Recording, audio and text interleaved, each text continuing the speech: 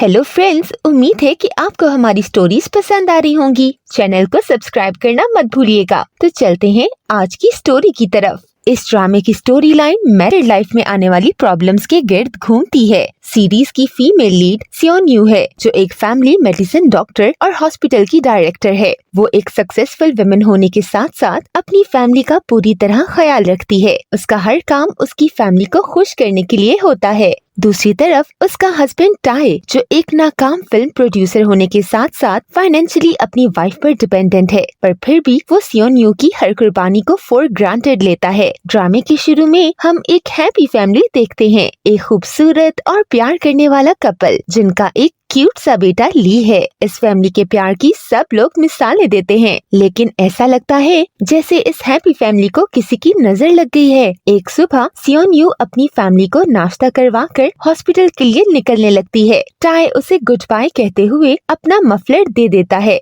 जिससे सियोन U hospital आकर देखती है तो उस पर एक लंबा बाल चिपका होता है। वो ये देखकर शॉक में आ जाती है और ये बात अपनी कोलीग से शेयर करती है, जो उसे तसल्ली देने की पूरी कोशिश करती है। लेकिन सियोन यू का दिल नहीं मानता और वो हॉस्पिटल से जल्दी छुट्टी लेकर टाई का पीछा करती है। लेकिन ये क्या, टाई तो अपनी मॉम को देखने हॉस्पिटल गया है। सियोन यू बहुत शर्मिंदा होती है और टाई पर शक करने पर उससे सॉरी करती है। पर यहाँ सब सेटल नहीं हुआ, क्योंकि औरत के दिल में जब एक बार शक बैठ जाए तो वो जल्दी उसका पीछा नहीं छोड़ती। सियोन यू अपनी एक पेशेंट हायोन को उसके बॉयफ्रेंड से बचाती है और फेवर के तौर पर फिर वो उसको टाई की जासूसी करने पे लगा देती है। और हम देखते हैं कि उसका शक बिल्कुल ठीक था कि टाई का किसी लड़की के साथ अफेयर चल रहा है। सियोन यू टाई की बर्थडे पार्टी के दिन उसकी कार की तलाशी लेती है तो उसे उसके अफेयर के सबूत मिल जाते हैं और ये भी पता चलता है कि उसकी कोलीग फ्रेंड भी टाई के अफेयर के बारे में जानती है। वो टाई के साथ मिलकर उसको धोखा दे रही है। उसे एक फोन भी मिलता है जिसमें टाई की उस लड़की के साथ पिक्चर्स होती हैं और वो लड़की डा क्योंग उस पार्टी में भी होती है। पार्टी के दौरान भी टाई और डा क्योंग छुपकर एक दूसरे से मिलते हैं और किस करते हैं, जो ली देख लेता है और अपने कैमरे में रिकॉर्ड कर लेता है। अब यहाँ से टाई की सारी फैमिली जान जाती है कि उसका अफेयर चल रहा है, पर कोई उसे कॉन्फ्रेंट करने की हिम्मत नहीं रखता। सियोन यू पार्टी से जल्दी घर चली जाती है और टाई का सारा सामान पैक करके रख देती है। ऐसा लगता है कि वो टाई की और अपनी शादी खत्म करने का सोच रही है, लेकिन जब वो ली के रूम में जाती है तो उसे पता चलता है कि ली का एक बेसबॉल मैच है, जिसमें वो टाई को अपने साथ ले जाने के लिए बहुत एक्साइटेड है। इसलिए वो अपने बेटे के लिए चुप कर जाती है। नेक्स्ट मॉर्निंग वो टाई और ली को मैच के लिए भेजकर हॉस्पिटल आ जाती है, जहाँ एक बहुत अजीब सीन होता है। सियोन यू के साथ हम ये भी देखकर हैरान रह जाते हैं कि डा क्योंग हॉस्पिटल चेकअप के लिए आई है और सियोन यू उसे चेक करके बताती है कि वो प्रेग्नेंट है। डा क्योंग की प्रेगनेंसी की न्यूज सुनकर टाई सब कुछ छोड़ छाड़ फौरन उसके पास जाता है। उसकी एक्साइटमेंट देखकर सियोन यू सब समझ आती है और उसे फ्लैशबैक आता है कि उसकी प्रेगनेंसी का सुनकर भी टाई बहुत खुश हुआ था और उसने उसे प्रपोज कर दिया था। सियोन यू बहुत कंफ्यूज होती है और कोई भी फैसला नहीं ले पाती। आगे हम देखते हैं कि सियोन यू बहुत हिम्मत करके डिवोर्स लॉयर के पास चली जाती है, जो उससे टाई और डा क्योंग की कोई बोल्ड फोटो सबूत के तौर पर बनाने का कहता है, जिससे टाई पर चीटिंग साबित की जा सके। पर उसकी बातें सुनकर सियोन यू परेशान हो जाती है और वहाँ से आ जाती है। एक तरफ सियोन यू टाई के धोखे पर परेशान है तो दूसरी तरफ ली अपने बाबा के अफेयर की वजह से बहुत डिप्रेस्ड है और इस खौफ में जीता है कि उसके पेरेंट्स में डिवोर्स हो जाएगी। यहाँ हमें डिवोर्स की बर्बादी और ब्रोकन फैमिली के बच्चों की परेशानियाँ देखकर टाई जैसे मर्दों पर अफसोस होता है, जो अपने टाइम को रंगीन बनाने के लिए खुद से रिलेटेड लोगों की जिंदगी तबाह कर देते हैं। नेक्स्ट सीन में सियोन यू टाई के ऑफिस जाती है, जहाँ उसे पता चलता है कि वो उसके नाम पर लोन ले रहा है और बड़ी बड़ी अमाउंट्स के हेर फेर करता रहता है। सियोन यू इसी सदमे में बैठी घर में उसका इंतजार कर रही होती है कि उसको टाई का मैसेज आता है कि वो देर तक काम करेगा। सियोन यू को लगता है वो काम का झूठ बोलकर ऑफिस में डा क्योंग के साथ मजे कर रहा होगा, इसलिए सियोन यू सबूत के तौर पर उसकी पिक्चर्स बनाने ऑफिस जाती है। लेकिन वो हैरान रह जाती है, टाई अपनी पूरी टीम के साथ काम कर रहा होता है।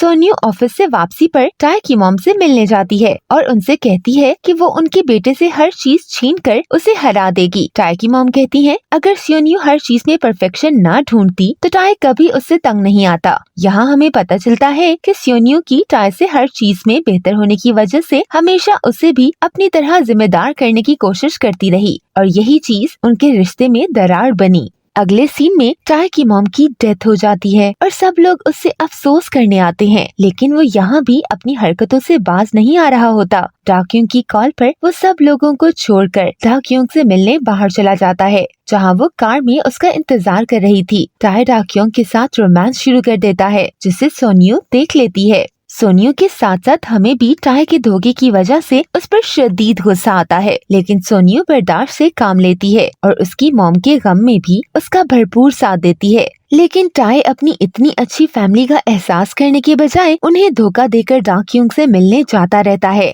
डाकियों के नेबर में हमें हेयोन भी नजर आती है। वो सोन्यू के लिए टाई की जासूसी करती है और टाई के खिलाफ कोई सबूत ढूंढ रही होती है, जिसे दिखाकर सोन्यू ली के कस्टडी लेना चाहती है। सोन्यू टाई से पूछती है कि क्या उसका किसी के साथ अफेयर है, तो टाई साफ मुकर जाता है। सोन्यू उसे सच बोलने का कहती है, लेकिन वो नहीं मानता। उसकी बेवफाई और धोखे की वजह से इतना टूट जाती है कि उसे लगता है उसमें ही कोई कमी है, इसलिए टाई किसी और औरत की तरफ अट्रैक्ट हुआ। यही बातें वो अपने नेबर किम से कहती है। किम पहले ही सोन्यू को पसंद करता है और दिल ही दिल में टाई से जेलस होता है, इसलिए वो मौका पाते ही सोन्यू के साथ रहने की कोशिश करता है। दूसरी जानब हेयोन के बॉयफ्रेंड पार्क को पता चल गया है कि वो सोन्यू के लिए टाई की जासूसी करती है और इसी वजह से डाकियों के नेबर्स में रहती है। पार्क सोन्यू को ब्लैकमेल करने की कोशिश करता है और पैसों की डिमांड करता है, जिस पर सोन्यू और ज्यादा परेशान हो जाती है। सच कहते हैं, मर्द के बगैर औरत के लिए हर तरफ मुश्किलात होती हैं। हायोन की जासूसी से सोन्यू को पता चलता है कि टाई उसके बारे में डाकियों से कहता है कि उनकी शादी एक खाली शेल की तरह है, जिसमें कोई जज्बात नहीं है। सोन्यू टाई की बेवफाई का बदला लेने के लिए इंतहाई गलत तरीका इख्तियार करती है और किम के साथ डेट पर जाती है। किम उसे ब्लैकमेल करता है और उसे दोबारा साथ सोने के लिए कहता है, लेकिन सोन्यू उसकी ब्लैकमेलिंग में नहीं आती और कहती है कि वो टाई को और किम की वाइफ को सब सच बता देगी। हम देखते हैं कि सोन्यू इस सारी सिचुएशन पर डिप्रेशन में रहती है और खुद को ट्रॉमा से निकालने की कोशिश करती है, लेकिन बेवफाई और धोखे का गम सबसे बड़ा होता है। फिर उसे ये गिल्ट भी होता है कि वो किसी गैर मर्द के साथ सोई क्यों है। तभी उसे हायोन बताती है कि टाई और डाकियों का ब्रेकअप हो गया है। नेक्स्ट सीन में हम देखते हैं कि डाकियों की मॉम के इनवाइट करने पर सोन्यू टाई को लेकर उनके घर जाती है और वहाँ डाकियों के पेरेंट्स को डाकियों और टाई के अफेयर का बताती है। साथ ही उसकी प्रेगनेंसी की खबर भी देती है, जिस पर वो शॉक में आ जाते हैं। डाकियों के घर से आकर टाई और सोन्यू लड़ते हैं और अलग हो जाते हैं। डाकियों टाई के साथ रहने लगती है। वहीं टाई और डाकियों को सोन्यू की जासूसी का पता चलता है और टाई इस बात को यूज करते हुए ली को सोन्यू से छीनना चाहता है, लेकिन सोन्यू ली को दूर ले जाना चाहती है, जिस पर ली लड़ता है और उससे कहता है वो अपने डैड के साथ रहना चाहता है। सीन शिफ्ट होता है और टाई सोन्यू के घर आता है और ली का पूछता है। सोन्यू कहती है उसने ली को टाई से दूर करने के लिए मार दिया है। ये सुनकर वो उसका गला दबाता है और धक्का देता है। सोन्यू जख्मी हो जाती है। ये सब देखकर ली अपने डैड के खिलाफ हो जाता है। टाई और सोन्यू की डिवोर्स हो जाती है। ली की कस्टडी भी सोन्यू को मिल जाती है और टाई टाउन छोड़ जाता है। ड्रामा आगे बढ़ता है और 2 साल के बाद टाई एक सक्सेसफुल प्रोड्यूसर बनकर टाउन में वापस आता है। टाउन आते ही वो ली से मिलता है। ली उससे मिलकर बहुत खुश होता है। ली को छोड़ने के लिए टाई सोन्यू के घर आता है और यहाँ इन दोनों की मुलाकात होती है। दूसरी जानिब टाई और डाकियों की एक बेटी भी हो चुकी है और अब उनकी शादी का फंक्शन है, जिसमें वो टाउन के सब लोगों को बुलाते हैं। टाई अपनी शादी का इनविटेशन सोन्यू को भी भेजता है और ली को भी इनवाइट करता है। उसकी बातों और हरकतों से ऐसे लगता है जैसे वो टाउन में वापस सोन्यू को टीज करने आया है। टाई और डाकियों की पार्टी में ली सोन्यू को बताए बगैर जाता है, जिस पर सोन्यू परेशान होकर उसे लेने पार्टी में आती है। सब लोग उसे देखकर हैरान रह जाते हैं, लेकिन वो किसी की परवाह नहीं करती और ली को ढूंढने लगती है। ली को ढूंढते हुए वो टाई और डा क्यूंग के बेडरूम में चली जाती है, जहाँ डा क्यूंग के बिल्कुल अपने जैसे कपड़े देखती है। टाई भी वहाँ आ जाता है और उसकी इंसल्ट करता है। फिर टाई और डा क्यूंग अपनी शादी अनाउंस करके किस करते हैं, तो टाई सोनियो को जलाने के लिए उसकी तरफ देखने लगता है। टाई और सोनियो की हरकतों से हमें अंदाजा होता है कि वो दोनों डिवोर्स के बाद भी एक दूसरे को भूल नहीं पाए। सोनियो के घर पर कोई हमला करता है और विंडो तोड़कर भाग जाता है। ली टाई को फोन करके बुलाता है और टाई आकर विंडो को रिपेयर कर देता है। नेक्स्ट डे टाई ली को अपने घर डिनर पर इनवाइट करता है और ली के जाने के बाद सोनियो के घर की विंडो तोड़कर कोई अंदर घुस आता है और उसे जख्मी कर देता है। सोनियो उसका चेहरा नहीं देख पाती क्योंकि उसने नकाब किया होता है। उसी वक्त सोनियो की कोलीग किम की कॉल आती है और वो सोनियो की आवाज़ें सुनकर वहाँ आ जाता है। तब तक वो नकाबपोश भाग जाता है। टाई को छोड़ने आता है तो किम को वहाँ देखकर जेलस हो जाता है। सोनियो को पता चल जाता है कि उसके घर पर हमला टाई ने करवाया है और यही नहीं, वो उसकी जासूसी भी करवा रहा है। सोनियो उसे उसके ऑफिस जाकर वार्न करके आती है। यहाँ हमें ये भी पता चलता है कि टाई हायन के बॉयफ्रेंड पार्क के थ्रू सियोन पर नजर रखे हुए है और उसे डराना चाहता है ताकि सोनियो को टाई की अहमियत का अंदाजा हो जाए। सोनियो डा क्यूंग से मिलकर उसे बताती है कि टाई उसकी जासूसी करवाता है, इसलिए वो अपने हस्बैंड को काबू में रखे। फिर हम देखते हैं कि डा क्यूंग जो उसकी बातों पर यकीन नहीं करती, लेकिन जब वो टाई के साथ होटल में खाना खाने जाती है तो वहाँ सोनियो और किम खाना खा रहे होते हैं, जिन्हें देखकर टाई जेलस हो जाता है और उसका मूड खराब हो जाता है। टाई किम को फोन करने की कोशिश करता है तो किम उसे याद दिला देता है कि वो अब सोनियो का हस्बैंड नहीं है। उधर टाई सोनियो से हॉस्पिटल की डायरेक्टर का ओहदा भी वापस लेना चाहता है। टाई सोनियो को हर तरह से टीज करने की कोशिश करता है कि वो उसके पास वापस जाए। दूसरी तरफ ली अपने पेरेंट्स की डिवोर्स के बाद अजीब हरकतें करता है और अपने क्लास फेलोज को उनके डैड ने जो गिफ्ट दिए होते हैं चोरी करके जाया कर देता है।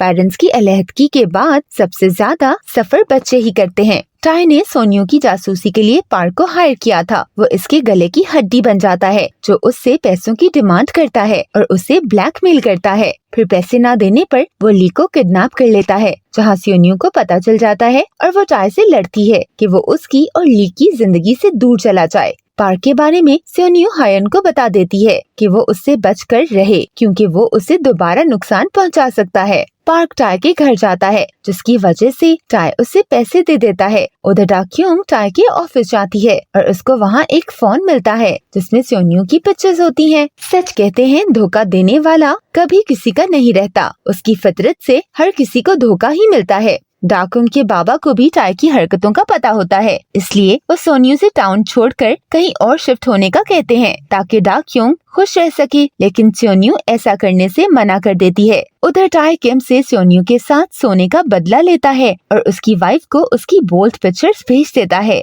जिन्हें देखकर उसकी वाइफ उससे डिवोर्स मांगती है। पार्क हायोन से मिलता है और उसे प्रपोज करता है, लेकिन हायोन उसे छोड़कर दूसरे शहर शिफ्ट होने के लिए सोनियो की हेल्प लेती है। सोनियो उसे स्टेशन छोड़ने जाती है, वहीं पार्क भी आ जाता है और वो हायोन को जाने से रोकता और अपने साथ रहने को कहता है, लेकिन उसके ना मानने पर वो छत से कूदकर सुसाइड कर लेता है। इस सुसाइड से ड्रामे में न्यू ट्विस्ट आता है क्योंकि पुलिस सोनियो और टाई पर पार्क की मौत का शक करती है। नेक्स्ट हम देखते हैं कि पार्क की मौत के लिए पुलिस कभी सोनियो से सवाल करती है और कभी टाई से। फिर वो टाई को अरेस्ट कर लेते हैं। टाई अपने ससुर और डा क्यूंग को कॉल करता है, लेकिन वो उसकी कॉल नहीं सुनते। उसी वक्त सोनियो उसे बचाने आती है और टाई को अंदाजा होता है कि वो कितना पागल था जिसने सोनियो को छोड़ दिया, लेकिन अब पछताने का कोई फायदा नहीं होता। इस सारी सिचुएशन में हम डा क्यूंग और टाई के दरमियान दूरियां बढ़ते देख सकते हैं। वो ली से ज्यादा क्लोज होने लगता है। ये देखकर डा क्यूंग ली की ब्रेन वॉशिंग करके अपने साथ रहने पर कन्विंस करती है ताकि ली की वजह से वो सोनियो से ना मिल सके। ली को भी लगता है कि लोग उसकी मॉम की वजह से उसे बातें बनाते हैं। वो अपनी मॉम को छोड़कर अपने डैड के पास शिफ्ट हो जाता है। सोनियो जो ली के लिए हर किसी से लड़ती और मेहनत करती है, वो भी उसे छोड़ जाता है और वो अकेली रह जाती है। कोई भी सोसाइटी हो, डिवोर्स के बाद सबसे ज्यादा प्रॉब्लम्स औरत को ही फेस करना पड़ते हैं। डा क्यूंग ली को घर ले आती है और उसका खूब ख्याल रखती है, लेकिन नेक्स्ट डे ही वो उसे अब्रॉड भेजने की तैयारी करने लगती है, जिस पर टाई को गुस्सा आ जाता है और वो उससे लड़ता है कि ली को नहीं जाने देगा।